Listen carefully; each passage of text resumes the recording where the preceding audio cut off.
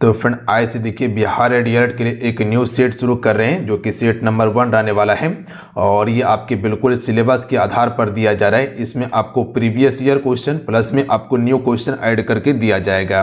और आप सभी को पता होना चाहिए कि पेपर में जो है कि प्रीवियस ईयर का 40 से 50% क्वेश्चन पूछा जाता है, तो काफ़ी महत्वपूर्ण होता है। और इसी से संबंधित कुछ एक्स्ट्रा प्रश्न इसमें ऐड किया जाएगा जो बिल्कुल आपको ये न्यू प्रैक्टिस सेट हम आपको दे रहे हैं। डेली 50 क्वेश्चन आपको कंप्लीट करवाएंगे, तो इस सेट को आप सभी डेली सॉल्व कीजिएगा, डेली लगाइएगा आप सभी।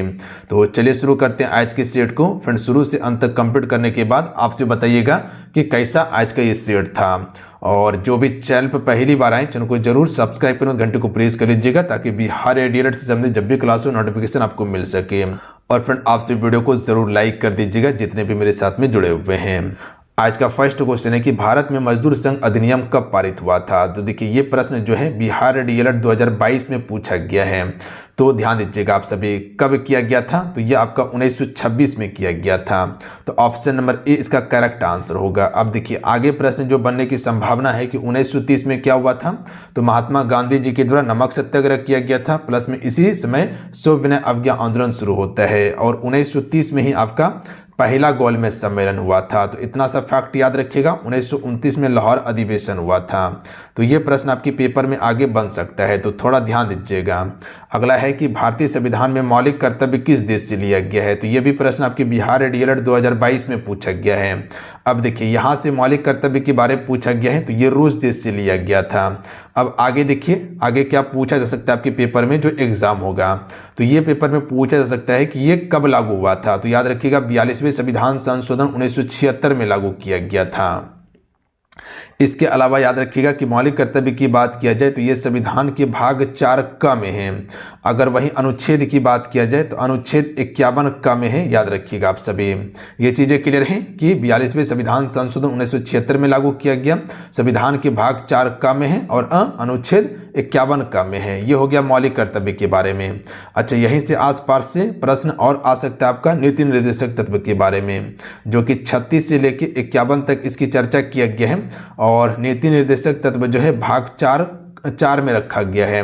और एक फैक्ट और याद रखिएगा मौलिक अधिकार के बारे में, जो कि 12 से लेकर 35 तक जो है वो आपका मौलिक अधिकार है। ये फैक्ट याद रखिएगा। और ये जो है कि आपका भाग 3 में है, तो ध्यान दीजिएगा आप सभी। किस भाग में है, भाग 3 में लिया गया था अमेरिका देश के संविधान से। संसदीय प्रणाली ब्रिटेन के संविधान से लिया गया है। और जो आप सभी देखते हैं ऑस्ट्रेलिया, यहाँ से समवर्ती सूची का प्रावधान लिया गया है, तो ध्यान दीजिएगा। अगला प्रश्न देख लीजिएगा, श्रीलंका को स्वतंत्रता कब मिली थी।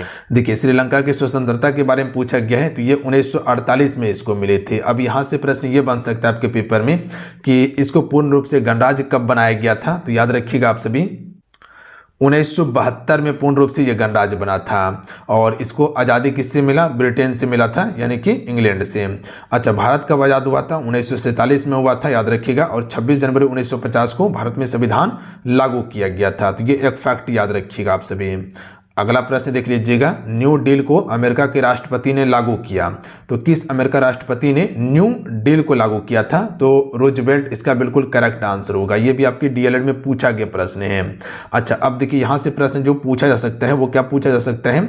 एक क्वेश्चन आ चुका है कि न्यू डील को किस अमेरिकी राष्ट्रपति ने लागू किया था, तो रूजवेल्ट ने। कब लागू किया था, तो ये प्रश्न आपके पेपर में बन सकता है। तो इसको याद रखिएगा 1933 में लागू किया था।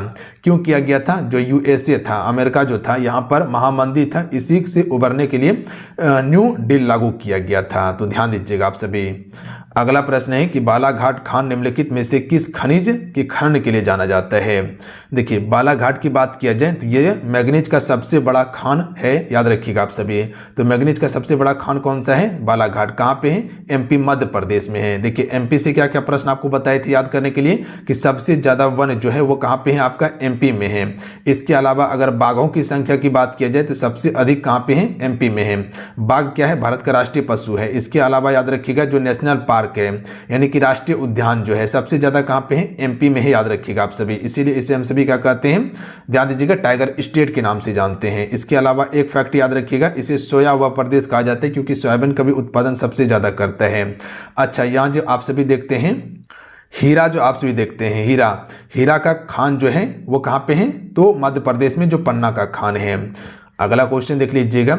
अगला है कि भारत में निष्पक्ष निर्वाचन की प्रक्रिया का संचालन का दायित्व किस पर है। तो देखिए निष्पक्ष निर्वाचन की बात किया जाए तो ये भी आपका डीएलएड के पेपर में पूछा गया है, तो निर्वाचन आयोग के पास है।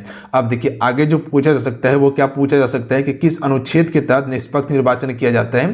तो अनुच्छेद 324 के तहत किया जाता है। तो ये फैक्ट को याद रखिएगा, अनुच्छेद 324 के तहत। अच्छा यहीं से याद रखिएगा आप सभी, जो पेपर में प्रश्न बन सकता है कि निर्वाचन आयोग का जो मुख्य आयुक्त होता है इसकी नियुक्ति कौन करता है, राष्ट्रपति करता है, याद रखिएगा आप सभी। इसके अलावा आप याद रखिएगा जो प्रधानमंत्री होता है इसकी भी नियुक्ति राष्ट्रपति ही करता है। राष्ट्रपति बनने के लिए उम्र कितना रखा गया है, 35 वर्ष। प्रधानमंत्री लोकसभा से बनता है तो 25 वर्ष, अगर राज्यसभा से बनता है तो 30 वर्ष रखा गया है। तो ध्यान दीजिएगा आप सभी। अगला प्रश्न देख लीजिएगा, निम्न में से कौन सा खरपतवार नाशक नहीं है। तो देखिए नाशक नहीं की बात किया गया है, तो जो आप सभी VAM देख रहे हैं ये आपका एक कवक है, फंगस है, याद रखिएगा आप सभी। ये आपका जो फंगस है बायो फर्टिलाइजर का उदाहरण माना जाता है इसको, बाकी बात ये सभी आपका विनाशक होता है।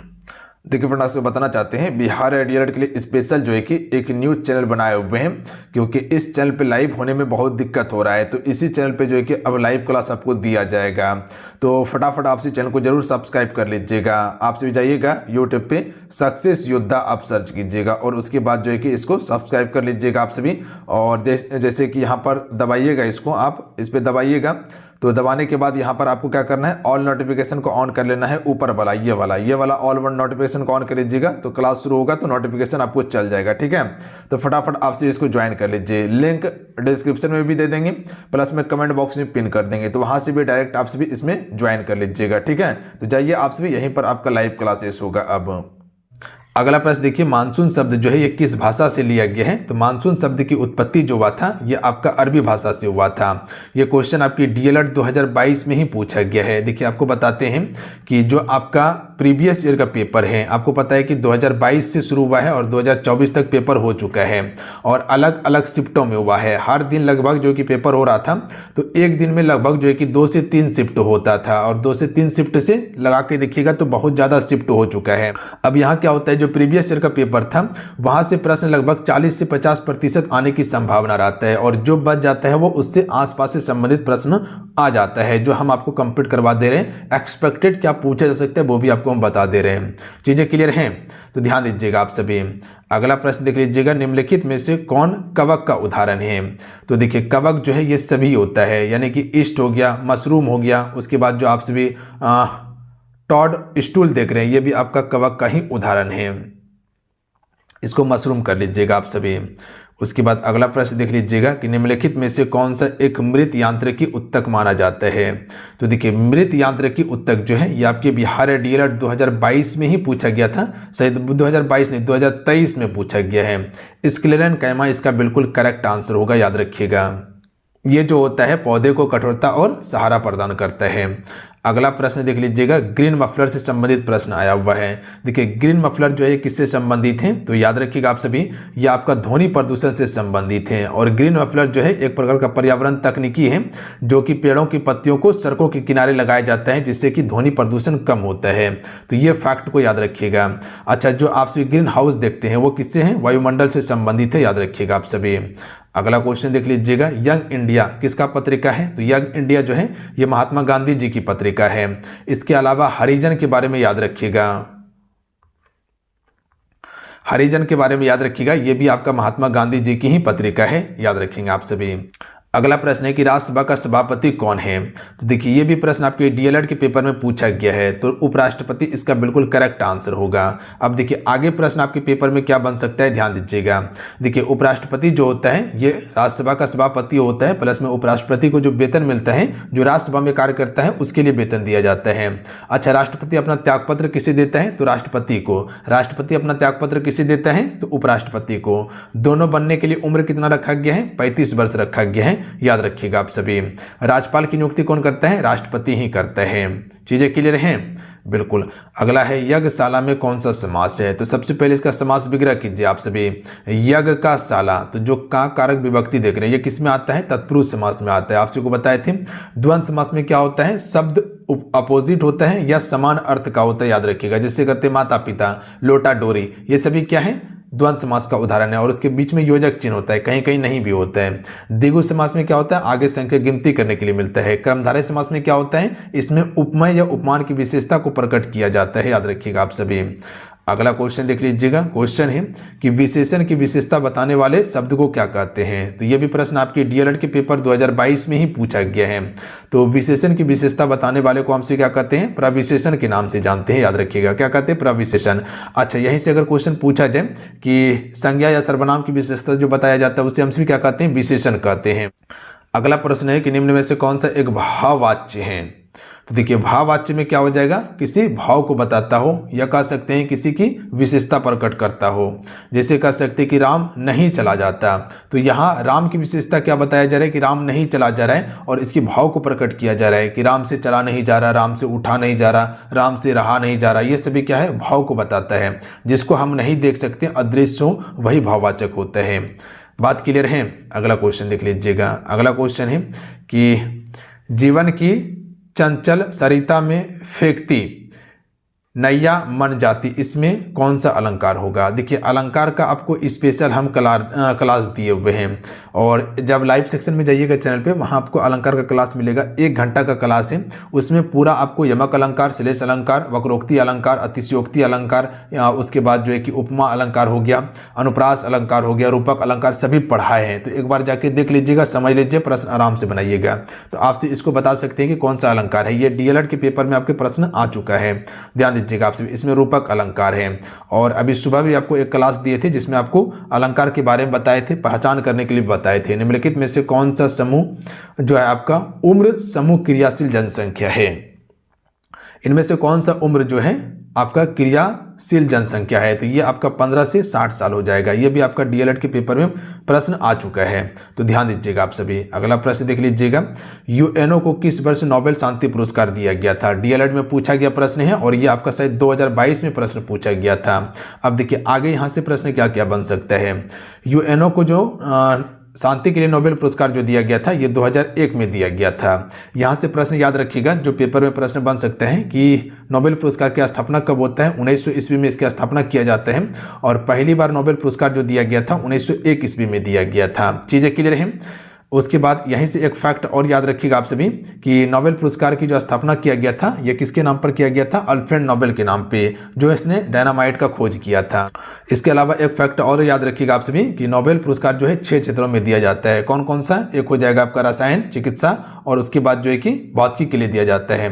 प्लस में आपका अर्थशास्त्र के लिए दिया जाता है, इकोनॉमी में, इसके अलावा शांति के लिए और आपका साहित्य के लिए दिया जाता है। अच्छा, भारत में सबसे पहले नोबेल पुरस्कार कब आया था, तो याद रखिएगा 1913 में गीतांजलि को दिया गया था, साहित्य क्षेत्र में रविन्द्रनाथ टैगोर को। उसके बाद सीवी रमन को 1930 में भौतिकी के लिए दिया गया था। तो इतना सा फैक्ट आप जरूर याद रखिएगा। अगला क्वेश्चन देख लीजिएगा कि निम्नलिखित में से कौन सा एक खाद्य फसल नहीं है। तो देखिए, चावल खाद्य फसल है जो पश्चिम बंगाल सबसे अधिक उत्पादन करता है। गेहूं भी आपका खाद्य फसल है, ये आपका उत्तर प्रदेश सबसे अधिक उत्पादन करता है। मक्का, ध्यान दीजिएगा आप सभी, ये आपका राजस्थान वाला क्षेत्र में उत्पादन इसका ज़्यादा होता है। तो मक्का भी खाद्य फसल है, याद रखिएगा आप सभी। तो इसके अलावा जो कपास जो है ये खाद्य फसल नहीं है। कपास के उत्पादन के लिए काली मिट्टी जो होता है ये काफ़ी उपयोगी मिट्टी माना जाता है। जो गुजरात वाला क्षेत्र है, काली मिट्टी उस क्षेत्र में देखने के लिए मिलता है और उस क्षेत्र में कपास का उत्पादन ज़्यादा होता है। इसके अलावा याद रखिएगा, जो आप चावल देख रहे हैं ये आपका क्या है, खरीफ फसल है, खरीफ फसल का उदाहरण है। और गेहूं जो है ये आपका रबी फसल का उदाहरण है, याद रखिएगा आप सभी। किस फसल का उदाहरण है, रबी फसल का। और मक्का खरीफ और रबी दोनों का उदाहरण है, अपवाद माना जाता है। हालांकि आप सभी मक्का को खरीफ फसल मान सकते हैं। तो इतना फैक्ट याद रखिएगा, हो सकता है यहाँ से प्रश्न उठा के पूछ लिया जाए। बिहार में सर्वप्रथम नगर निगम की स्थापना कब की गई थी, ये भी आपके डीएलएड के पेपर में प्रश्न आ चुका है। तो सबसे पहले नगर निगम की स्थापना पटना में की गई थी।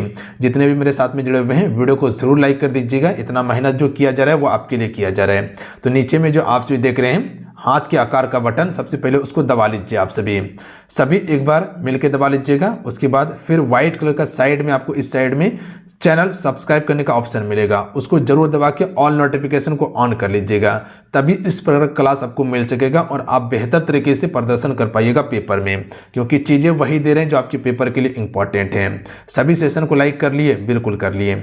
अच्छा, बिहार में सबसे गर्म जिला कौन सा है, तो गया जो है बिहार का सबसे गर्म जिला है। जनसंख्या सबसे अधिक कहाँ है, पटना में सबसे अधिक जनसंख्या, याद रखिएगा। अच्छा, सबसे कम कम जनसंख्या कहाँ पे है, शेखपुरा में है, याद रखिएगा आप सभी।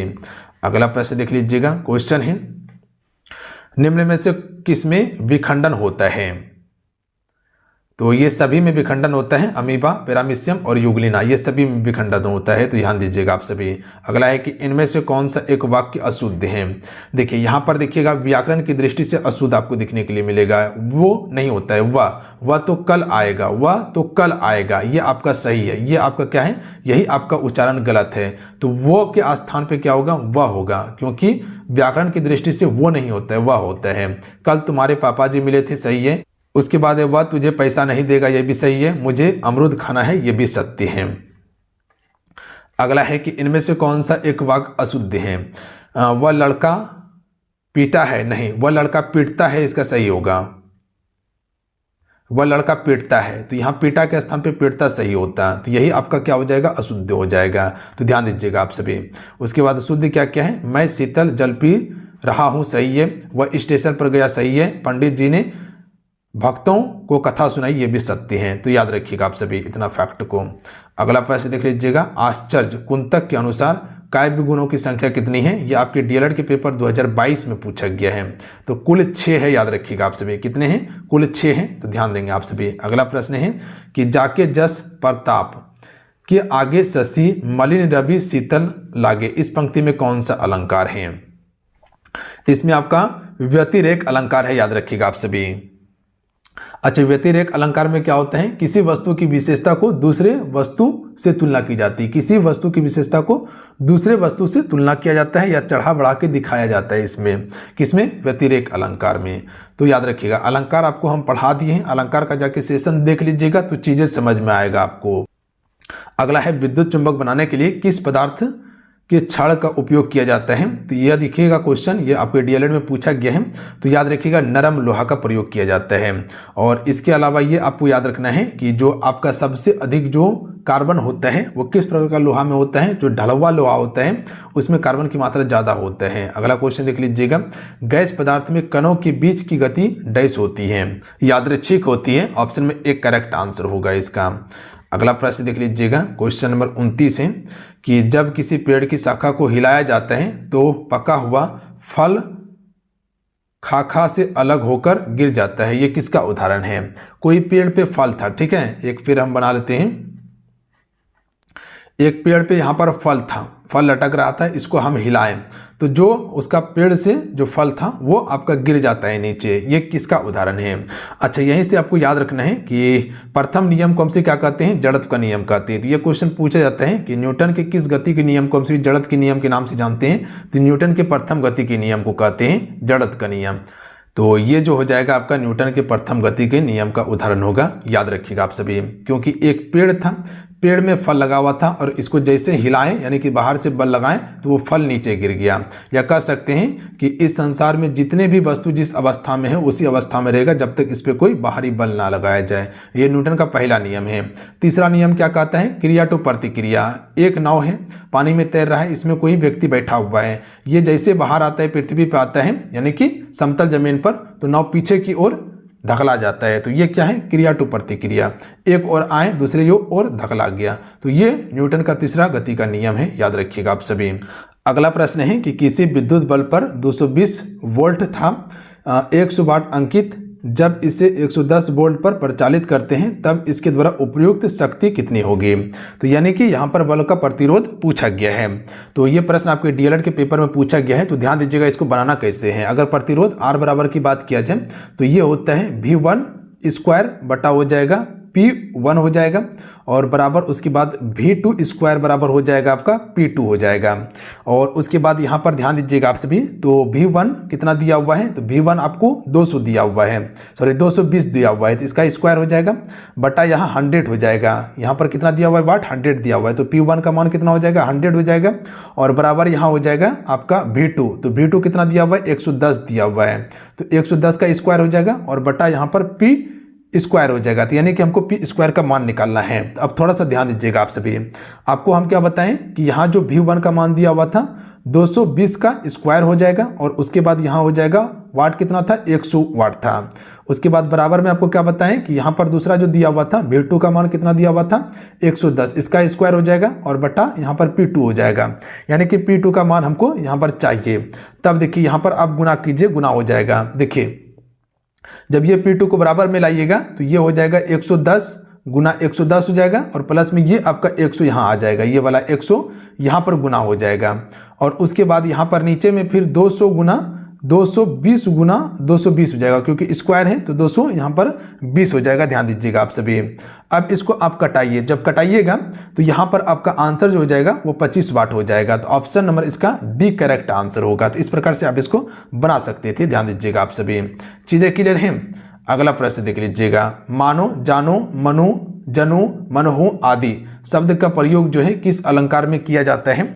तो याद रखिएगा आप सभी, ये आपका उत्प्रेक्षा अलंकार में इसका प्रयोग किया जाता है, ध्यान दीजिएगा आप सभी। अगला क्वेश्चन देख लीजिएगा कि दुबला पतला लड़का जब हमने दारा सिंह कहा तो कौन सी यहाँ शब्द शक्ति थी? तो जो दुबला पतला लड़का था इसको जब हम दारा सिंह बोले तो यहाँ पर जो आपका शब्द शक्ति होगा व्यंजना शब्द शक्ति होगा। शब्द शक्ति कितना है? 3 है, याद रखिएगा आप सभी, अभिधा, लक्षणा और व्यंजना। अगला प्रश्न है कि उद्देश्य के विषय में कुछ कहा जाए उसे क्या कहते हैं? जो उद्देश्य के विषय में कुछ कहा जाता है उसे हम सभी विधेय के नाम से जानते हैं। तो ऑप्शन में डी करेक्ट आंसर होगा। अगला प्रश्न पर ध्यान दीजिएगा आप सभी कि धुआंधार जलप्रपात किस नदी पर है? तो धुआंधार जलप्रपात नर्मदा नदी पर है। जोग या गोरसप्पा कहाँ पे? कर्नाटक में है।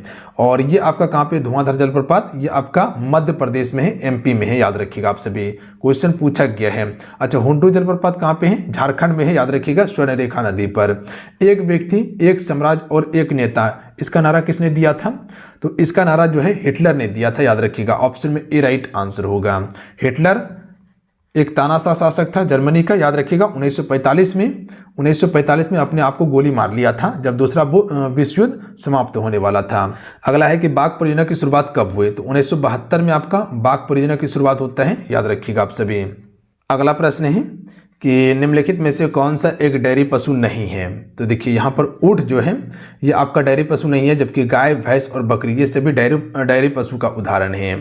अगला प्रश्न देख लीजिएगा कि इनमें से कौन सा परिवहन मार्ग नहीं है? तो बिल्कुल आसान प्रश्न है कि सड़क, जल और वायु ये सभी परिवहन मार्ग हैं, जबकि पर्वत नहीं है, ध्यान दीजिएगा आप सभी। अगला क्वेश्चन देख लीजिएगा, संपूर्ण क्रांति का उद्देश्य क्या था? राइट आंसर होगा निर्वाचित सरकार को बदलना, ये संपूर्ण क्रांति का उद्देश्य था। तो option number B right answer होता है। अगला क्वेश्चन देखिए कि किस वर्ष हिटलर ने वर्साई संधि को अस्वीकार किया था? तो राइट आंसर होगा 1935 से 36 के बीच में ये अस्वीकार कर दिया था। 1935 से 36 के बीच में किया गया था, तो 1935 इसका बिल्कुल करेक्ट आंसर हो जाएगा। अगला प्रश्न देख लीजिएगा कि समुद्री मार्ग से विश्व पर परिभ्रमण सबसे पहले किसने किया था? तो ये मैगलन के द्वारा किया गया था। कोलंबस ने पहली बार जो है कि अमेरिका का खोज किया था। वास्को डी गामा भारत का खोज किया था। निम्नलिखित में से कौन सा त्वरण का मात्रक नहीं है हो सकता? तो देखिए त्वरण का मात्रक जो है किलोमीटर प्रति सेकेंड, ये त्वरण का मात्रक नहीं हो सकता है। ऑप्शन नंबर इसका सी करेक्ट आंसर हो जाएगा। जबकि किलोमीटर प्रति सेकेंड स्क्वायर, सेंटीमीटर प्रति सेकेंड स्क्वायर और मीटर प्रति सेकेंड स्क्वायर ये त्वरण का मात्रक हो सकता है, जबकि किलोमीटर प्रति सेकेंड नहीं हो सकता है। अगला है कि प्रोटॉन की खोज किसने किया था? तो देखिए प्रोटॉन का खोज जो है ये आपका गोल्डस्टीन इसका करेक्ट आंसर होगा। जबकि आपका न्यूट्रॉन की खोज जो है कि जेम्स चैडविक के द्वारा किया गया था और उसके बाद इलेक्ट्रॉन का खोज जे थॉमसन ने किया था। अगला है कि दूरदृष्टि दोष वाले आंखें साफ देख सकती हैं, दूर की या निकट की वस्तु को, ये बड़ा या छोटा? तो याद रखिएगा वो दूर की वस्तु को देख सकती हैं, क्योंकि आपको पता होना चाहिए कि निकट दृष्टि दोष में क्या होता है, निकट की वस्तु दिखता है, दूर का नहीं दिखता है। जबकि दूर दृष्टि दोष में दूर का वस्तु दिखेगा, निकट का नहीं दिखेगा। तो दूर का वस्तु उसको साफ दिखता है। और जिसको अब दूर दृष्टि दोष है उसके उपचार के लिए हम सिर्फ उत्तल लेंस का प्रयोग करते हैं, याद रखिएगा आप सभी। और निकट दृष्टि दोष में इसके उपचार के लिए अवतल लेंस। निम्नलिखित में से कौन सा एक सर्वनाम का उदाहरण है? जो मेहनत करेगा वो सफल होगा। तो जो मेहनत करेगा, तो आपको बताए थे कि जो और सो जो होता है ये संबंध वाचक सर्वनाम की बात करता है। तो ऑप्शन में एक करेक्ट आंसर होगा। अगला है कि प्रीति नदी में पौना बोरियो, इसमें कौन सा अलंकार है? तो ये भी आपका रूपक अलंकार का ही उदाहरण है। तो ऑप्शन नंबर यहाँ भी करेक्ट आंसर होगा। निम्नलिखित पंक्तियों में से वर्णिक छंद हैं। आयो, प्रजाधीप, निकेतन, पास, ऋषो, पूरा प्रसार करती करुणा जहाँ थे, इसमें कौन सा छंद है? तो इसमें जो है कि वंश तालिका छंद है, याद रखिएगा आप सभी। कौन सा छंद है? वंश तालिका छंद है। ये क्वेश्चन आपकी डीएलएड पेपर में पूछा गया है। शब्द शक्ति के भेद हैं, तो ये सभी हो जाएगा। अभिधा, लक्षणा और व्यंजना, ये सभी हो जाएगा। कई बार क्वेश्चन ये पूछा गया है। अगला है, निम्नलिखित में से कौन सा भारत का प्रथम नाभिकीय ऊर्जा केंद्र था? तो तारापुर महाराष्ट्र वाला, याद रखिएगा, सबसे पहला नाभिकीय ऊर्जा केंद्र था। नरोरा कहाँ है? उत्तर प्रदेश में है। केंगा कहाँ है? कर्नाटक में है, याद रखिएगा आप सभी। क्वेश्चन पूछा गया है। रावत भाटा आपका राजस्थान में पड़ता है। कुडनकुलम कहाँ पे है? तमिलनाडु में है, याद रखिएगा। कलपक्कम तमिलनाडु में है और काकरापार गुजरात में है। कोशिका झिल्ली किसके आसपास पाई जाती है? तो राइट आंसर हो जाएगा उपयुक्त में से सभी। प्रोकैरियोटिक कोशिकाएं, शैवाल कोशिकाएं और पादप कोशिकाएं इसी के आसपास पाई जाती है। तो ऑप्शन नंबर क्या हो जाएगा? डी इसका करेक्ट आंसर होगा। अगला प्रश्न देख लीजिएगा। एक प्रश्न और है आपके लिए कि इनमें से कौन सा एक उष्माक्षेपी अभिक्रिया है? तो देखिए, उष्माक्षेपी अभिक्रिया का उदाहरण जो हो जाएगा ऑप्शन में ए होगा, त्वरित चूने के साथ जल की अभिक्रिया। ये एक आपका उष्माक्षेपी अभिक्रिया है। तो चलिए, आज कितना है? आज के इस सेशन में हम सभी सेट में कुल 51 क्वेश्चन कंप्लीट किए हैं, जो आपके पेपर के लिए अति महत्वपूर्ण प्रश्न था। इसमें जो है कि PYQ प्लस में कुछ न्यू क्वेश्चन भी ऐड किए थे, और जो इससे PYQ से संबंधित एक्स्ट्रा फैक्ट बन सकता था वो सारा फैक्ट आपको बताए हैं। इसी प्रकार का सेशन के लिए आपसे चैनल से जरूर जुड़ जाइएगा। कंप्लीट हम सारा चीज़ आपको कंप्लीट करवा देंगे। तो चैनल को जरूर सब्सक्राइब करना, घंटे को प्रेस कर लीजिएगा और जाते जाते सभी सेशन को लाइक कर लीजिएगा। नीचे जो आपसे अंगूठा का बटन देख रहे हैं उसको दबा के लाइक कर लीजिएगा आप सभी। जय हिंद, वंदे मातरम।